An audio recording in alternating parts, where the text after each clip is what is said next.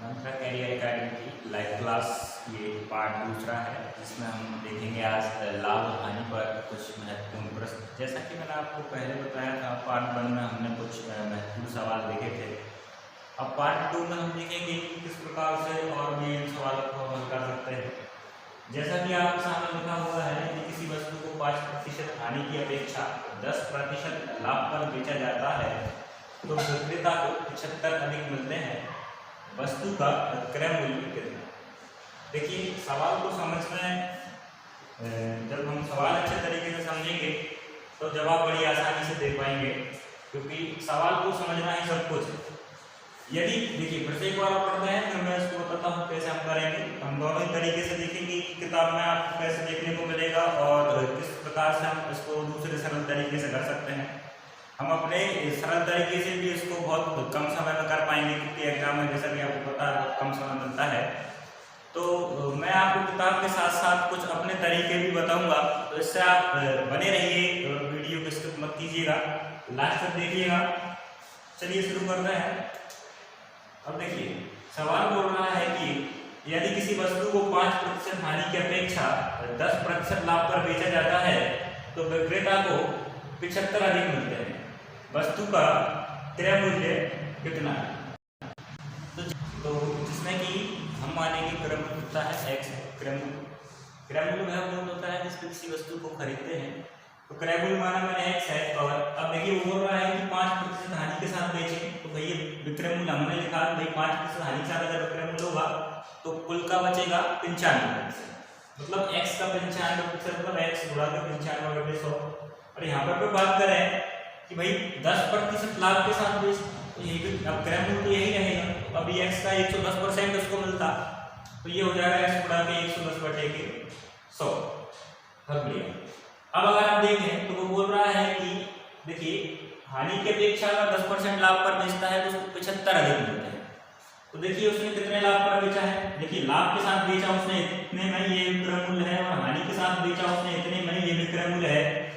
तो अगर हम ये पूरा लाभ के साथ विक्रय मूल्य है और ये हानि के साथ विक्रय मूल्य है, यदि ये लाभ के साथ विक्रय मूल्य में से हानि वाला विक्रय मूल्य अगर हम हटा दें तो क्या अधिक बचना चाहिए? 75 बचना चाहिए।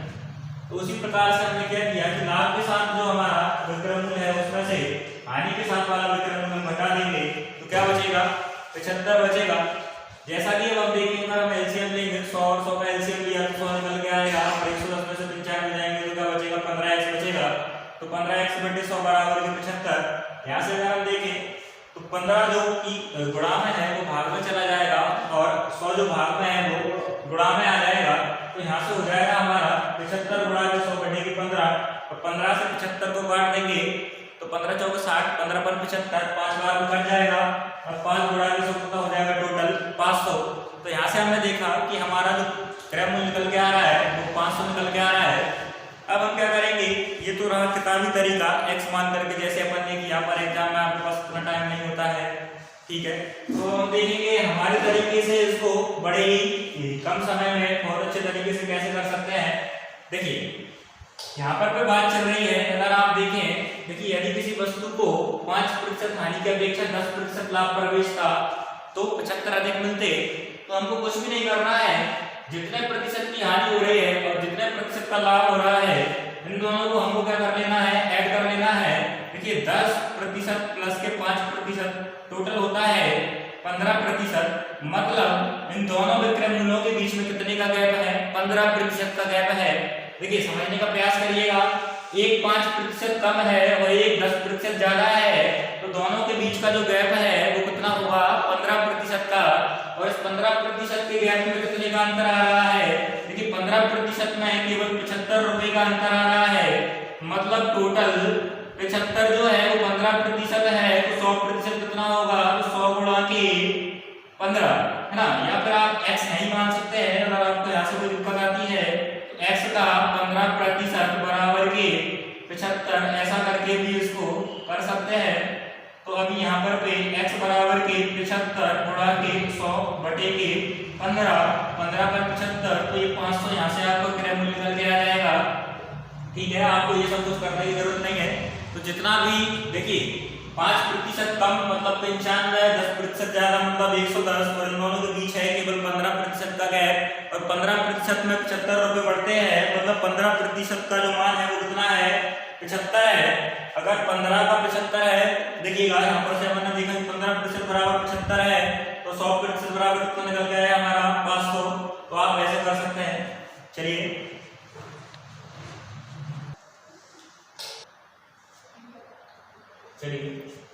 देखते हैं अगला प्रश्न आपके सामने ये लिखा हुआ है कि एक हलवाई अपने सामान को क्रय मूल्य पर ही बेचता है, परंतु 1 किलोग्राम के स्थान पर 900 ग्राम तोलता है, तो हलवाई का लाभ प्रतिशत हमको बताना है कि कितना उसका लाभ है। देखिएगा कि क्रय मूल्य वही होता है जिस पर हम किसी वस्तु को खरीदते हैं, और विक्रय मूल्य होता है जिस पर हम किसी वस्तु को बेचते हैं।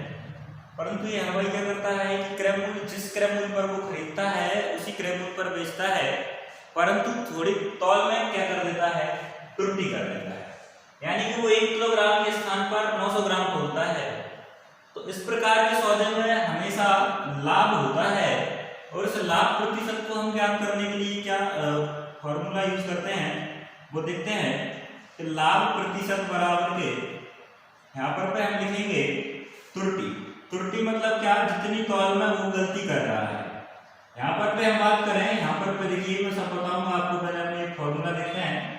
फॉर्मूला क्या है, फिर इस सवाल में कहाँ पर क्या है वो सारी चीजें हम अलग से लिखेंगे। तो त्रुटि बटे सत्यमान माइनस के त्रुटि और गुणा के 100%। ये हमारा क्या है, ये तो हमारा क्या है, सूत्र है। इस प्रकार से हम इन प्रकार के सवालों में लाभ प्रतिशत निकाल पाएंगे। तो चलो देखते हैं। देखिए यहाँ पर पे हमारा सही मान क्या है, उसको कितना तौलना चाहिए था, 1 किलोग्राम तौलना चाहिए। तो हमारा सत्यमान क्या होगा इस सवाल के लिए, इसके लिए होगा हमारा सत्यमान जो तौल है ना, सत्यमान ये होगा 1 किलोग्राम। और अगर बात करें त्रुटि की, त्रुटि मतलब वो कितने की गलती कर रहा है। यहाँ पर पे क्या है, कितना तौल रहा है, 900 ग्राम तौल रहा है 1 किलोग्राम के स्थान पर, मतलब 1 किलोग्राम मतलब टोटल 1000 ग्राम। देखिए 1000 ग्राम, और इसमें से कितना तौल रहा है, कितना तौल रहा है 900 ग्राम। तो कितने की त्रुटि कर रहा है, 100 ग्राम की। कितने की त्रुटि कर रहा है, 100 ग्राम की। तो यहाँ पर भी त्रुटि क्या है हमारी, 100 ग्राम। चलिए अब हम इस फॉर्मूले में इसको रखते हैं। तो जैसे ही हम देखेंगे त्रुटि कितने कर रहा है, 100 ग्राम की। सही मान कितना है हमारा, 1000 ग्राम। कितना कम तौल रहा है, 100 ग्राम। और प्रतिशत के लिए क्या करेंगे, 100 से गुणा कर देंगे। तो यहाँ पर पे अगर हम देखें तो ऊपर क्या रहेगा हमारा, 100 बटे के 900 और गुणा के 100। तो 2 जीरो से 2 जीरो कैंसिल, 100 बटे 9 कितना होता है, देखिए 9 एकम 9, 1 बचा, फिर से 10 हो गया, 9 एकम 9 और 1 बटे 9 यानी 11 सही 1 बटे 9% का जो लाभ है वो क्या कमा रहा है, दुकानदार कमा रहा है या हलवाई जो भी है। तो हलवाई कितने का लाभ कमा रहा है, 11 सही 1 बटे 9% का लाभ यहाँ पर कमा रहा है। चलिए देखिए फिर से समझते हैं। इस प्रकार के सवालों में जब भी हमको लाभ प्रतिशत निकालना होगा तो लाभ प्रतिशत होता है त्रुटि बटे सत्यमान माइनस के त्रुटि गुणा के 100, यानी कि यहाँ पर कोई जितनी भी वो तौल में गलती करता है वो ऊपर लिखते हैं, और जो सही मान होता है उसमें से त्रुटि को हटा देते हैं, और जो बचता है उसको नीचे लिखते हैं और 100 से गुणा कर देते हैं। तो निकल के आता है हमारा लाभ प्रतिशत। तो जैसा कि हमने देखा इस सवाल में कितना निकल के आया है, 11 सही 1 बटे 9%। चलिए देखते हैं अब अगला सवाल। चलिए देखते हैं अगला सवाल। एक फल विक्रेता 15 रुपए के 6 की दर से केले खरीदकर 12 के 4 की दर से बेच देता है, उसका लाभ अथवा हानि प्रतिशत ज्ञात कीजिए। देखिए यहाँ पर सवाल कह रहा है कि एक फल विक्रेता है जो 15 रुपए के 6 केले खरीदता है और 12 रुपए के 4 की दर से बेच देता है, तो ये पूछ रहा है कि उसको कितना लाभ अथवा कितना हानि होता है प्रतिशत में हमको बताना है। तो देखिए इस सवाल को हम 2 से 3 प्रकार से कर सकते हैं, और मैं आपको वो 2 से 3 तरीके बताऊंगा। पर सबसे पहले हम वो तरीका देखते हैं जो आपको देखने को मिल जाएगा किताबों में। जिस प्रकार की भी आप किताबों में देखेंगे तो यही तरीका आपको देखने को मिलेगा, पर इसके अलावा भी हम और तरीकों से इसको कर सकते हैं।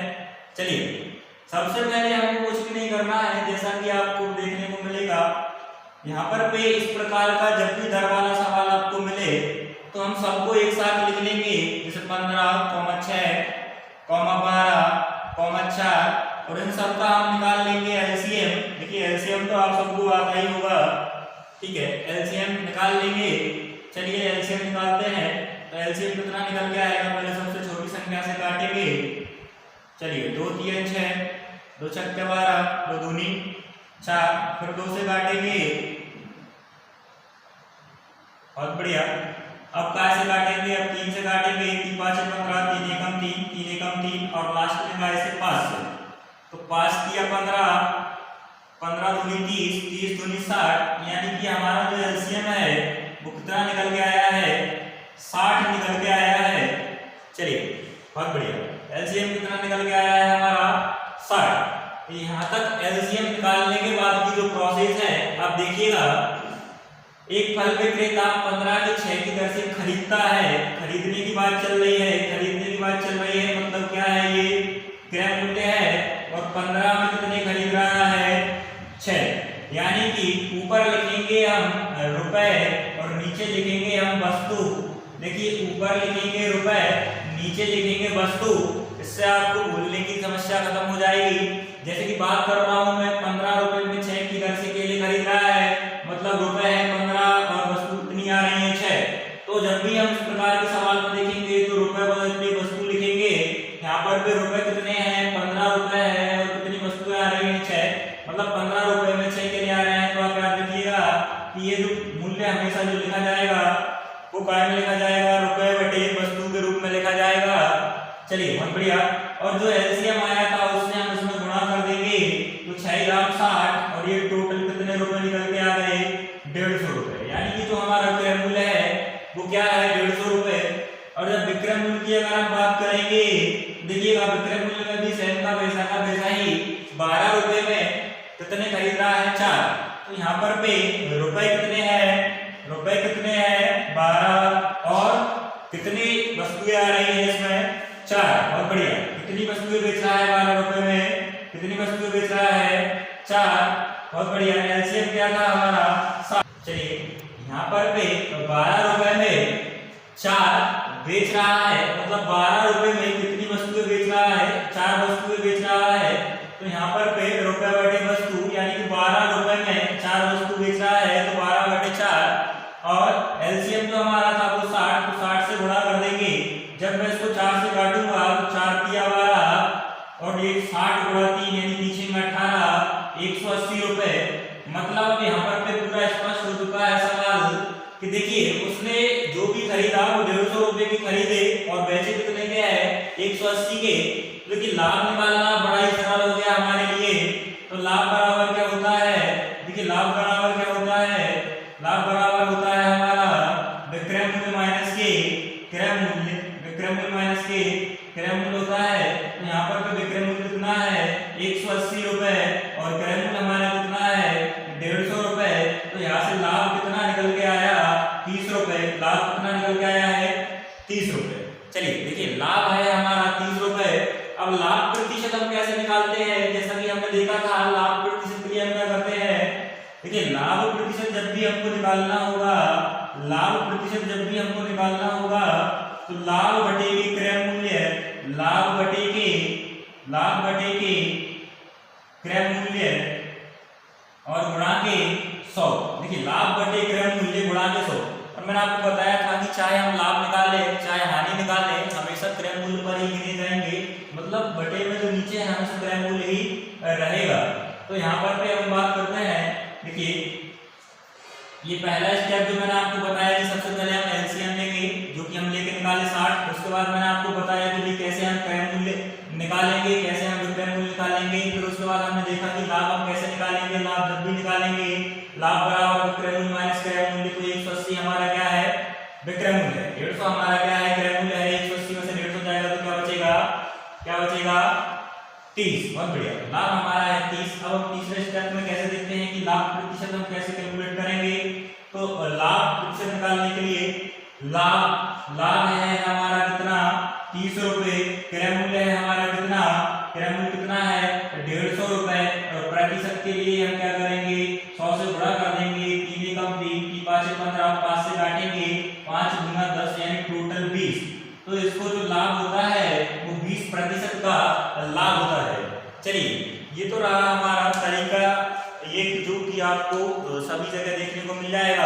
अब इसके बाद हम देखते हैं कुछ अपने तरीके, जैसा कि मैं आपको बताता हूँ। चलिए इसको देख लीजिएगा। अब मैं आपको इसी को दूसरा तरीका बताने जा रहा हूँ। ये तरीका आप देखिएगा, बड़ा ही शानदार तरीका है ना। इतना लंबा आपको मेहनत करने की जरूरत नहीं है और आप इसको बड़ी आसानी से कर पाओगे। देखिए, जैसे कि किसी भी प्रकार का सवाल हो, जैसे हमारे पास लिखा है 15 की 6 की दर से, इसको 15/6, ये हमारा क्या है, क्रय मूल्य है। ये हमारा क्या है, क्रय मूल्य है। और विक्रय मूल्य हमारा क्या है, विक्रय मूल्य हमारा क्या है, 12/4। बहुत बढ़िया। तो यहाँ पर हम देखें तो 4 तिया 12 यानी 3 रुपए जो है वो क्या है, हमारा विक्रय मूल्य है। 6 दूनी 3 बचे 6, 15/6। 6 से मैं जैसे ही इसको काटूंगा, 6 दूना 12, उसके बाद बचेगा हमारा 3। तो दशमलव लगाएंगे, 0 बढ़ाएंगे और 6 से भाग देंगे तो 5 बार में 6 पंचे 30। तो ये है 2.5, यानी कि क्रय मूल्य जो है वो कितना है, 2.5। और विक्रय मूल्य की बात करें तो 12 की 4 की दर से मैंने आपको बताया था रुपए बटे वस्तु करते हैं, तो 4 तिया 12, तो यहाँ पर निकाल के आएगा 3 रुपए। तो विक्रय मूल्य है 3 रुपए। बहुत बढ़िया। अब हम देखेंगे कि भैया लाभ क्या है। लाभ क्या होता है, लाभ होता है हमारा विक्रय मूल्य माइनस विक्रय मूल्य, यानी कि 3 में से 2.5 जाएगा तो बचेगा 0.5। बहुत बढ़िया। अब 0.5 है हमारा लाभ, लाभ बटे विक्रय मूल्य। जैसा कि मैंने आपको बताया, लाभ हो या हानि हमेशा देना जाएगा क्रय मूल्य पर, और क्रय मूल्य हमारा 2.5, तो मैं लिख दूंगा नीचे 2.5। और प्रतिशत के लिए क्या लेते हैं, 100। तो दशमलव से दशमलव हमारा कट जाएगा, 5 25, 5 दूनी 10 यानी कि 20% आपका आंसर आ जाएगा, है ना। आपको करने की जरूरत नहीं है ना, फॉर्मूले या फिर आप वो लंबा हो जाता है, आप ऐसे इसको कर सकते हैं। ठीक है, और भी इसको करने के तरीके हैं। ठीक है, मैं देखते हैं अगला सवाल। एक फल विक्रेता 1 रुपए में 1 रुपए के 2 की दर से नींबू खरीदता है और 3 रुपए के 5 की दर से बेच देता है। तो उसका लाभ का हानि प्रतिशत हमको ज्ञात करना है। देखिए फिर से सवाल को समझते हैं। एक फल विक्रेता 1 के 2 की दर से नींबू खरीदता है और 3 के 5 की दर से बेच देता है। तो उसका लाभ का हानि प्रतिशत हमको बताना है। देखिए आप बड़ी आसानी से कर सकते हैं, बहुत ही सरल है। जैसा मैंने आपको बताया कि क्रय मूल्य अगर हमको निकालना है, क्रय मूल्य हमको निकालना है तो हम करेंगे रुपए बटे वस्तु। रुपए कितने हैं, 1 रुपए। कितने नींबू बेच रहा है, 2। 1 बटे 2 मतलब देखिए 2 से 1 को भाग देंगे तो आएगा हमारा 0.5। 1 बटे 2 मतलब आधा मतलब 0.5। ठीक है, अब बात करते हैं विक्रय मूल्य की। और विक्रय मूल्य की अगर हम बात करें तो विक्रय मूल्य हमारा क्या है, 3 रुपए में 5 की दर से बेच रहा है। तो देखिए भागनास्तव में 0.5 है 30 यानी 0.6। 0.6। तो यहाँ पर जो हमने खरीदा है वो 0.5 में खरीदे हैं और बेच रहे हैं 0.6 में। तो हमारा लाभ, देखिए लाभ निकालने के लिए मैंने आपको बताया कि लाभ का जो सूत्र होता है वो हमेशा विक्रय मूल्य माइनस के क्रय मूल्य होता है। यानी कि जब विक्रय मूल्य ज्यादा होगा क्रय मूल्य से, तब हमको क्या होगा, लाभ होगा। तो लाभ यहाँ पर देखें तो 0.6 हमारा है विक्रय मूल्य और 0.5 है हमारा क्रय मूल्य। तो लाभ है हमारा 1 का, ठीक है। अब ये लाभ हो गया। लाभ प्रतिशत जैसा कि मैंने आपको बताया था, सूत्र देखिए, बार बार सूत्रों को पढ़ेंगे तो आपको याद बना रहेगा। लाभ प्रतिशत जो होता है वो होता है लाभ बटे के क्रय मूल्य गुणा के 100। तो यहाँ पर पे लाभ है 0.1 और क्रय मूल्य हमारा कितना है 0.5 और ये प्रतिशत के लिए 100, दशमलव से दशमलव कैंसिल हो जाएगा और ये 5 गुना 10 यानी कि 20%, ये भी 20% निकल के आएगा। तो यहाँ पर भी इसको कितना लाभ होगा 20% का। देखिए इस प्रकार के सवालों को आप इस तरीके से कर सकते हैं। जितने भी सारे सवाल आप करके देखिएगा, ये तरीका सब में लगेगा।